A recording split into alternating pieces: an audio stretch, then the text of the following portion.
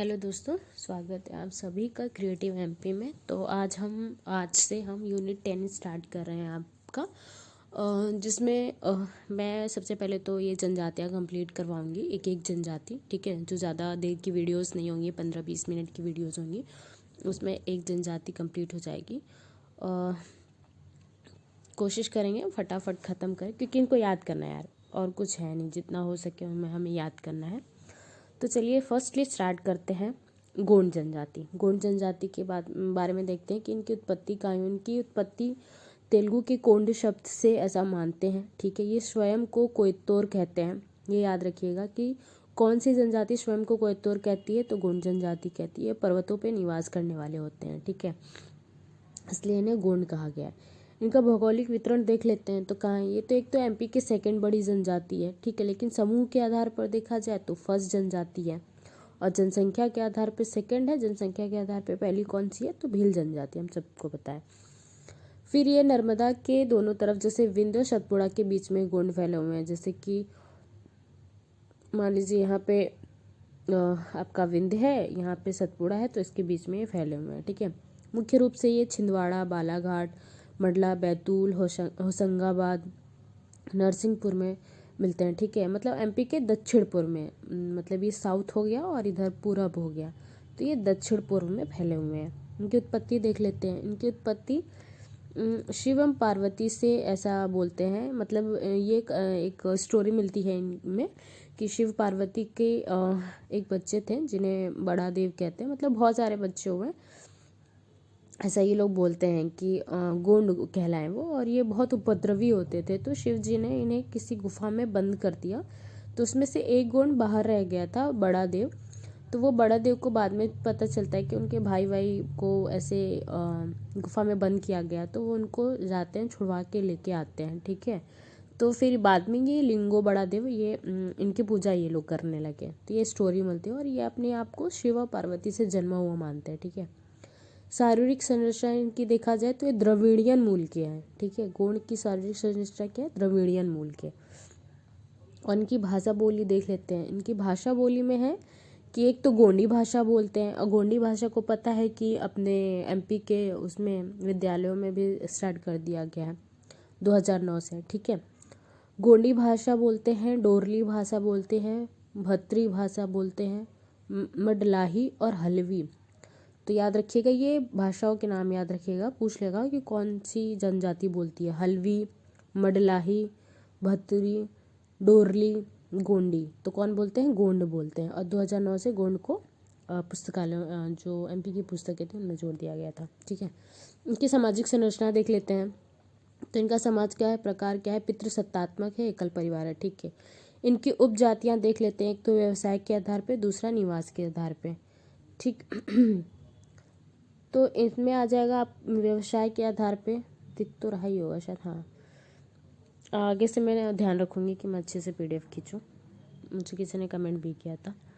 व्यवसाय के आधार पे अगर देखा जाए तो प्रधान है, जिसको पुजारी कहते हैं, पुजारी लिखा है, प्रधान को पुजारी कहते हैं। ओझा को तांत्रिक कहते हैं। सुलाहस को बढ़ई कहते हैं। अंगरिया का करते थे, लोहे का काम करते थे। कोयला भूतिस, ये धार्मिक नृत्य करने वाले होते थे। ठीक है, जैसे कांतारा मूवी देखे ना, उसमें जो धार्मिक नृत्य करते हैं, उस टाइप से कोयला भूतिस होते हैं। कोटवार, ग्राम के प्रधान जो होते हैं, ग्राम का जो मुखिया होता है, उसको कोटवार कहते हैं। अगरिया लोहे का काम कर रहा है। सुलाहस बढ़ई का काम कर रहा है। ओझा तांत्रिक काम कर रहा है। प्रधान पुजारी है, याद रखिएगा। अब निवास के आधार पे देख लेते हैं। तो एक राजगुण होते हैं, एक धुरगुण होते हैं। तो जो राजगुण होते हैं वो शासक वर्ग होता है, धुरगुण जो होता है सामान्य वर्ग होता है।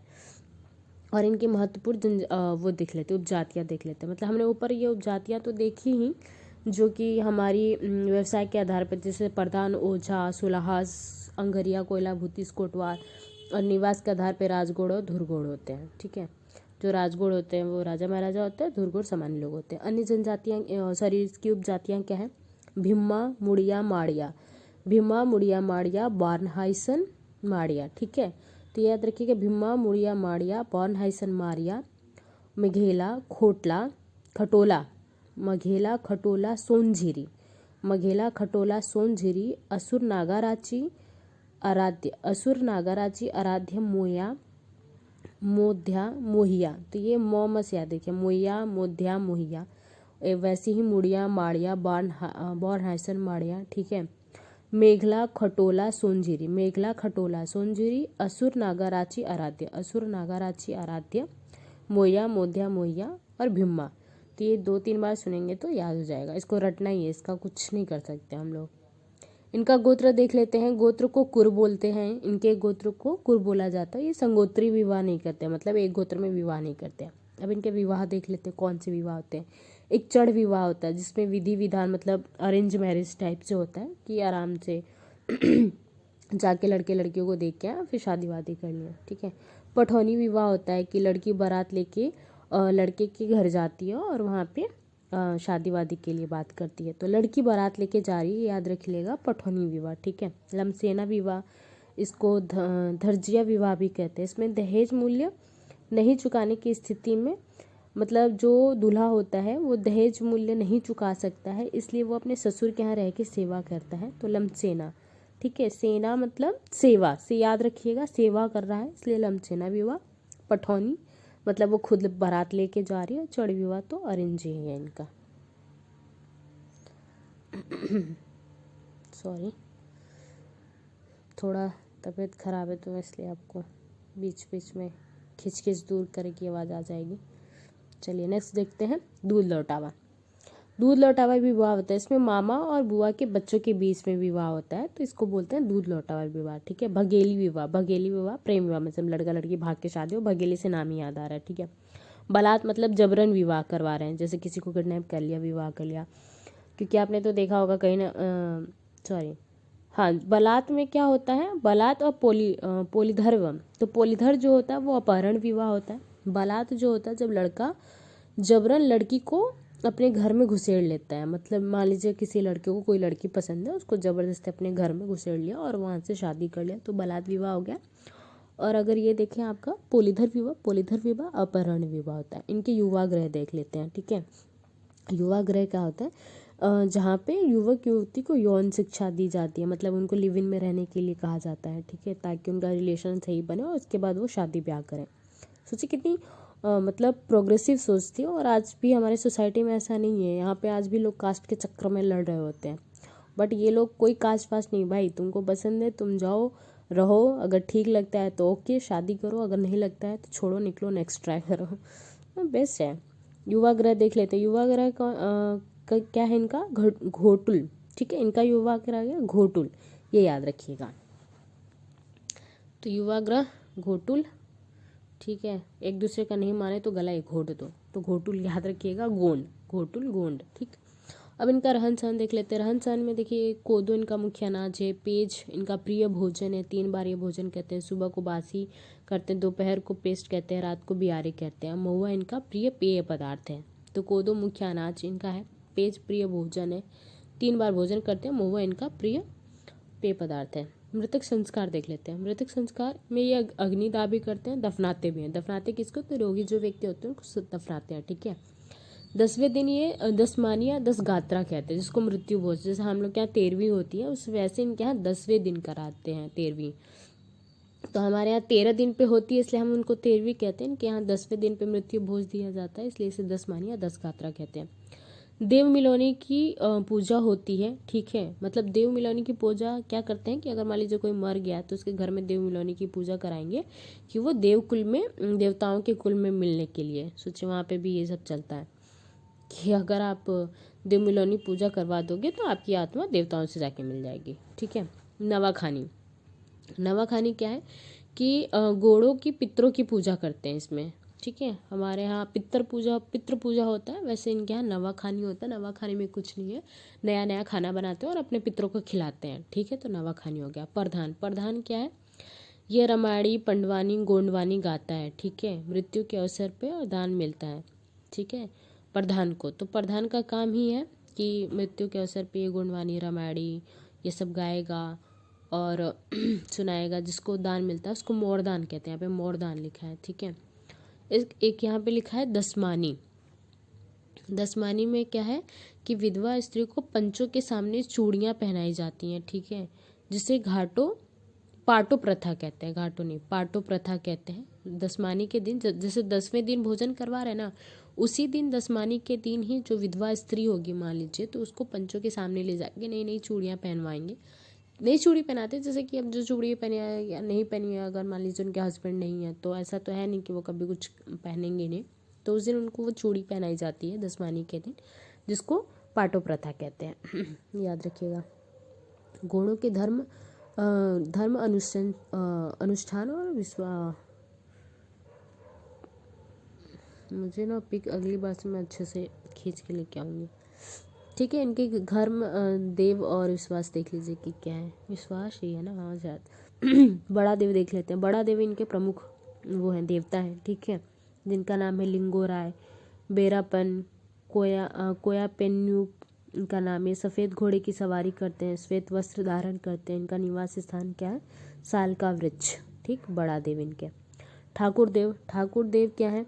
ग्राम रक्षक देवता है। इनका निवास भी साल वृक्ष के नीचे है। नारायण देव क्या है कि घर की दहलीज पे निवास करते हैं। धमसेन जो है बुद्धि और बल के देवता है। खैरमाई क्या है? ग्राम देवी है। महुआ के वृक्ष पर निवास देते हैं खैरमाई। अन्य देवता को देखा जाए तो अन्य देवताओं में कौन आएंगे? गंगाइन माई आएंगी, बंजारिन माई आएंगी, बड़ई माई आएंगी, ठीक है। तो बड़ी माई चेचक से ठीक करती हैं। कलसाई माई छोटी माता को ठीक करती है। मरही माई हैजा और प्लेग को दूर कराती हैं। हुल्की और दहलकी माई मलेरिया को हटाती हैं। चेरगा माई पशुओं चेरगा से याद रखेगा, पशु चरते हैं, पशुओं की रक्षा करती हैं। धुल्की माई या फिर दहलकी माई मलेरिया से रक्षा करती है, ठीक है। गोंडों में टोटमी अवधारणा प्रचलित है, ठीक है। टोटमी अवधारणा क्या है? ये जो पशु वगैरह होते हैं ना, इसके चित्र बनाते हैं, उसको ये बहुत शुभ मानते हैं, तो इसमें ये टोटमी अवधारणा चलती है गोंडों में। बरुआ और गुनिया क्या है? तांत्रिकों को कहते हैं। जो बरुआ या फिर गुनिया, जो तांत्रिक होते हैं उसको बरुआ और गुनिया कहते हैं। घोड़ों के पर्व देख लेते हैं हम। बीदरी पर्व या बदरी इसमें क्या होता है कि ये अच्छी फसल के लिए ये लोग गांव में उत्सव बनाते हैं। जब इनकी फसल अच्छी उपज हो जाती है उसके लिए बीदरी या बदरी बनाते हैं, ठीक है। बगबंदी आषाढ़ मास की पूर्णिमा को मनाते हैं, ठीक है। बैगा पुजारी हैं गोंडों के। पलाश के रेशों को गोंडों की कलाई पर बांधते हैं। मतलब बगबंदी में ये तो एक तो आषाढ़ मास में पूजा करते हैं, उसमें क्या होता है, रोगों से मुक्ति के लिए जो बैगा होते हैं ना, बैगा को गोंडों का पुजारी कहते हैं। मतलब जो गोंड लोग होते हैं वो बैगा को पुजारी के रूप में मानते हैं, ठीक है। तो जो बैगा होते हैं उनको पलाश के जो धागे होते हैं, पलाश के पेड़ के जो धागे होते हैं वो गोंडों की कलाई पे बांधते हैं, जिससे उनके रोगों की रक्षा हो सके। तो उसको बकबंधी कहते हैं। बकबंधी, बांधना, बंधी से याद रखिएगा, बांधना, ठीक है। हर ढिल्ली में क्या है कि ये श्रावण मास में होते हैं। खरीफ फसल के पकने पे ये हर ढिल्ली मनाया जाता है। नवाखानी वही था कि पितृ श्रावण मास में पितरों की पूजा के लिए। मड़ई ये दिवाली पे करते हैं, ठीक है। और मड़ई मेला लगता है दिवाली पे। छेरता में बच्चों का पर्व होता है, मतलब ये घर घर जाके अनाज मारते हैं, तो उसको छेरता कहते हैं। और छेरता से याद रखिएगा, बच्चे छींट देते हैं, तो छेरता छींटना, तो बच्चों का पर्व है, ठीक है। ज्वारा, नौ दुर्गा जी पे वो ज्वार उगाते हैं ना, तो उससे याद रखिएगा ज्वारा नौ दुर्गा पे। लारूकाज इनका सबसे मेन त्यौहार होता है। लारूकाज नारायण देव के सम्मान में इसको किया जाता है और इसमें सूअर की बलि दी जाती है। प्रत्येक परिवार को 9 या 12 वर्ष में एक बार सूअर की बलि देनी रहती है, उसे लारूकाज कहते हैं, ठीक है। मेघनाथ पर्व क्या होता है? ये कोरकुओं का प्रमुख है, वैसे गोंडों का उतना प्रमुख नहीं है वो, बट वो भी मनाते हैं, लेकिन मेन गोंडों का जो प्रमुख है वो लारूकाज है, ठीक है। और मेघनाथ पर्व तो कोरको में याद रखिएगा मेघनाथ पर्व को।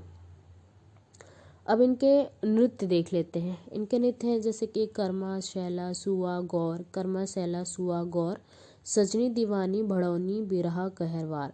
सजनी दीवानी भिड़ गई बिरहा कहरवार से, तो ये याद रखिएगा। सजनी दीवानी हो की भिड़ गई बिरहा कहरवा से। यहाँ कर्मा शैला सुआ गौर कर्मा शैला सुआ, तो याद है कर्मा शैला सुआ, ठीक है। कर्मा क्या? स्त्री प्रधान नृत्य है, इसमें वाद्य यंत्र मादर होता है, ठीक है। विश्व का फर्स्ट लोक नृत्य है जिसे बुक ऑफ वर्ल्ड रिकॉर्ड में दर्ज किया गया है। तो कर्मा याद रखिएगा, ठीक है। कर्मा किसका है? घोड़ों का है। तो याद रखिएगा, एक बार आँख बंद करिए और मैं बोलती हूँ उसको इमेजिन करिए। कर्मा, शैला, सुआ, गौर, सजनी, दीवानी, भड़ौनी, बिरहा, कहरवा, ठीक है। तो कर्मा है कि आपका स्त्री प्रधान हो गया, ठीक है। वाद्य यंत्र इसका मादर हो गया और गिनीज वर्ल्ड रिकॉर्ड में ये दर्ज है। सैला देख लेते हैं, इसको दशहरे में मनाते हैं, ठीक है। गोंड राजाओं के सैनिकों द्वारा मनाया जाता था पहले, तो अब वो ये लोग मनाने लगे वापस। पहले पहले जो गोंड राजा होते थे ना, उनके सैनिक ये सैला नृत्य मनाते थे, इसमें डांस वांस करते थे, खुद को एक्टिवेट कह रही हूँ, एक्टिव करके रखते थे, ठीक है। शुआ नृत्य, शुआ नृत्य है कि खरीफ फसल के पकने पे स्त्री प्रधान है, ठीक है। इसका वाद्य यंत्र है ताली की थाप पे।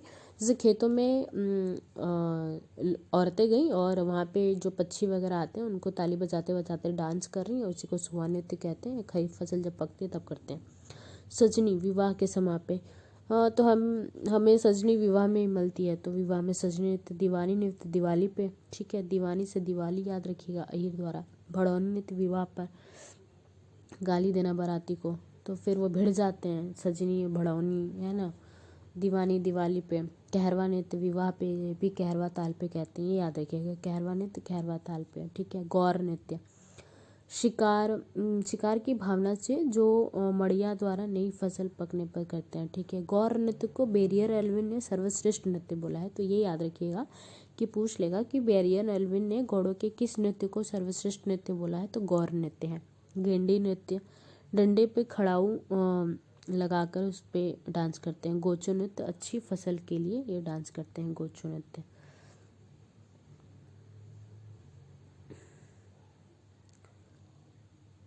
टीना नृत्य है एक, ठीक है, ये भी अच्छी फसल की होती है। गोंडों के गीत देख लेते हैं यार, आज तो कुछ ज़्यादा ही पीडीएफ बर आ गई है, मैं आगे से ध्यान रखूँगी, आज के लिए सॉरी। गीतों गोंडों के गीत देख लेते हैं, ठीक है। गीत गोंडों के, एक तो झूमर गीत, झूमर गीत होता है, ददरी गीत होता है, ये प्रेम है, ठीक है। ये झूमा लिखा है, ये झुमरी लिखा है, ठीक है। झूमर गीत, ददरिया गीत प्रेम गीत है। खाउल पाटा याद रखिएगा कि मृत्यु पे करते हैं, खाउल पाटा, ठीक है। मतलब कोई किसी के घर में किसी की डेथ हो जाती है तो खौल जाता है ना, तो उससे याद रखिएगा खाउल पाटा मृत्यु गीत है। गोंडवानी ये योद्धाओं का गीत है। रामायणी, ठीक है, इसमें मुख्य किरदार लक्ष्मण जी हैं। पंडवानी महाभारत की कथा है, इसमें भीमसेन जो होते हैं उनको अधिक महत्व दिया गया। पंडवानी में भीमसेन को अधिक महत्व दिया गया है, रामायणी में लक्ष्मण जी को अधिक महत्व दिया है, ठीक है। गोंडवानी गोंडों की युद्धों की कथा है गोंडवानी, ठीक है। गोंडों की चित्रकला देख लेते हैं हम। गोंडों की चित्रकला एक तो 2020-23 में जीआई टैग मिला है, ठीक है। नोडोरा है, नोडोरा भित्ति अलंकरण है, पशु पक्षी का चित्र बनाते हैं। डिंगना विवाह के अवसर पे दीवार पर चित्र बनाते हैं, ठीक है, ज्यामितीय चित्र बनाते हैं। जनगढ़ कला प्रधान चित्रकला, पाटनगढ़ चित्रकला, तो ये याद रखिएगा। नोहडोरा चित्रकला भित्ति अलंकरण है। डिगना चित्रकला, ठीक है, विवाह के अवसर पे दीवार पे बनाते हैं। जनगढ़ कला प्रधान चित्रकला, पाटन चित्रकला, ठीक है, याद रखिएगा। प्रमुख चित्रकार देख लेते हैं, तो प्रमुख चित्रकार है कौन है? दुर्गाबाई व्याम है, भज्जू सिंह श्याम है, आनंद सिंह श्याम है, जनगढ़ सिंह श्याम है, वेंकट सिंह श्याम है। तो ये याद रखिए कि जहाँ जहाँ श्याम आ रहे हैं मतलब वो गोंड चित्रकार है, और श्याम व्याम मतलब गोंड चित्रकार है, गोंड जनजाति से संबंधित है ये, बस ये याद रखिएगा। राजनीतिक इनका जीवन देख लेते हैं क्या है कि इनके पंचायत के मुखिया को मुकद्दम गोटिया या भोई कहते हैं। मतलब पंचायत का जो मुखिया होगा उसको या तो मुकद्दम बोलेंगे ए मुकद्दम, ए गोटिया, ए भोई, ऐसे करके बुलाते हैं, ठीक है। कोटवार जो है ये सरकारी सूचनाओं को और चोरी की रिपोर्ट को दर्ज करते हैं, ठीक है। कोटवार ऐसे याद रखिएगा। दीवान क्या है कि मुकदमे की गुप्त सूचनाओं को मुखिया को देते हैं, ठीक है। दीवान जाके घूम के गुप्त सूचनाएं देखते हैं और उसको जाके मुखिया को देते हैं। लिखई पंचायत के वृद्ध सदस्य हैं, मतलब जो बूढ़े सदस्य होते हैं पंचायत के, उसको लिखई कहते हैं, ठीक है। आर्थिक व्यवस्था इनकी देख लेते हैं। आर्थिक व्यवस्था इनकी झूम कृषि को बारी कहते हैं, याद रखिए, झूम कृषि को बारी कहते हैं। डिप्पा या दीपा कृषि, बेसिकली याद रखिएगा कि इनकी कृषि जो झूम कृषि होती है उसको बारी कहते हैं। अब ये याद रखिए कि जब झाड़ियों को जला के झूम कृषि करते हैं, मतलब झाड़ियों को जला के जब बारी करते हैं तो उसको डिप्पा या दीपा कहते हैं, ठीक है। जब वृक्षों को जला के बारी करते हैं, ठीक है, तो उसको परका कृषि कहते हैं। जब सीढ़ी नुमा आकार के खेत बना के बारी अर्थात झूम कृषि करते हैं उसको पोंडा कृषि कहते हैं। तो ये याद रखिएगा कि इनकी झूम कृषि को तो बारी कहते हैं, लेकिन जब ये झाड़ियों को जला के करते हैं तो उसको डिप्पा या दिप्पी की कृषि कहते हैं। जब ये वृक्षों को जला के कृषि करते हैं तो उसको परका कृषि करते हैं। और जब सीढ़ीनुमा आकार का खेत बनाकर कृषि करते हैं तो उसे पोंडा कृषि कहते हैं। ये याद रखिएगा।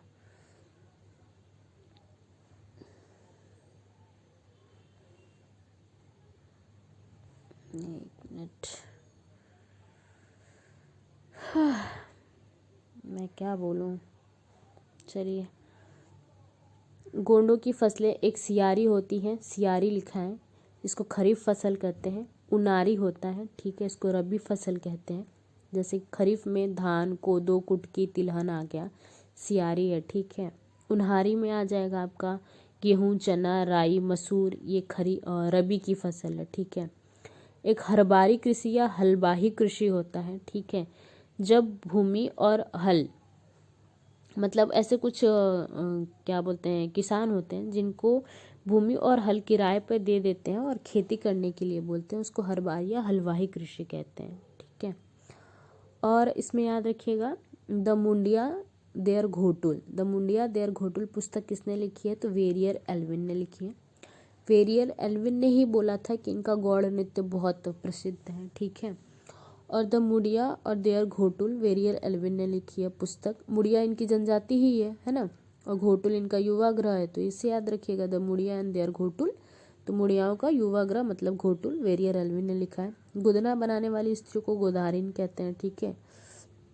इनका पोहनचा जो गोंडों का वो होता है, प्रिय गुदना होता है, पोहनचा क्या होता है, इनका प्रिय गुदना होता है, ठीक है। गोंडों की आवाज़ को देख लेते हैं। इनके मोहल्ला को टोला कहते हैं और इनके गेस्ट हाउस जो होता है उसको बंगला कहते हैं। तो ये याद रखिएगा, इनके गोंडों के आवास में जो इनका मोहल्ला होता है जहाँ पे बहुत सारे गोंडों की बस्तियाँ होती हैं उसको टोला कहते हैं, और जो इनका गेस्ट हाउस होता है जहाँ पे अतिथियों को ये रुकवाते हैं उसको बंगला कहते हैं। तो ये हो गया हमारा गोंड कंप्लीट हो गया, ठीक है। मतलब ये मेरे खुद के नोट्स हैं ना, तो इसमें ज़्यादा टाइम नहीं लगता। बस एक चीज़ के लिए मैं माफ़ी चाहूँगी क्योंकि मैंने आज बहुत ही गंदा PDF बनाया है। मैं आगे से प्रॉपर ध्यान रखूँगी कि मैं मतलब जो दिखे तभी मैं वीडियो बनाऊँगी, अदरवाइज़ मैं नहीं बनाऊँगी। तो प्लीज़ आज इसको एक्सेप्ट कर लेना। मैं नेक्स्ट वीडियो से मैं प्रॉपर ध्यान रखूँगी। तो चलिए मिलते हैं नेक्स्ट वीडियोज़ में। बाय।